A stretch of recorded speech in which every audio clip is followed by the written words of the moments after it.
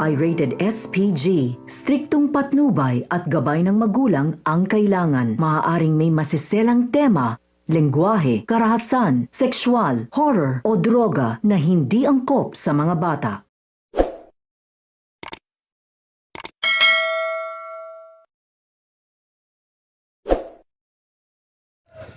Narito ang mga kaganapan ngayong Lunes sa Apoy sa Dugo. Nagtagumpay nga si Vanessa na siraan si Angel sa kanyang biyanan dahil napahiya ito sa kanyang mga bisita. Sa galit ni Sylvia, pinapalayas niya si Angel. Pero ginamit ni Angel si Mikay para hindi tuluyang mapalayas.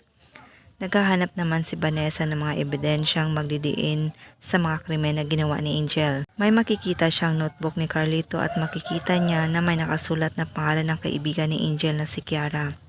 Tinawagan niya si Lorraine at ayon kay Vanessa, hindi niya pa umano na-meet si Kiara.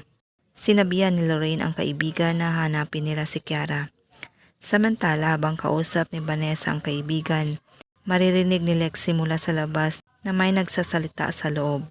Nang buksan niya ito, makikita niya si Vanessa at napansin niya na hawak niya ang notebook ng kanyang daddy Carlito. Ginagaw niya ito at tinawag ang kanyang mami Sylvia.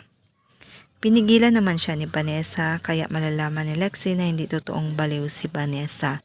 Lahat ng yan ay ating aabangan mamaya. Maraming salamat po sa iyong panonood. God bless.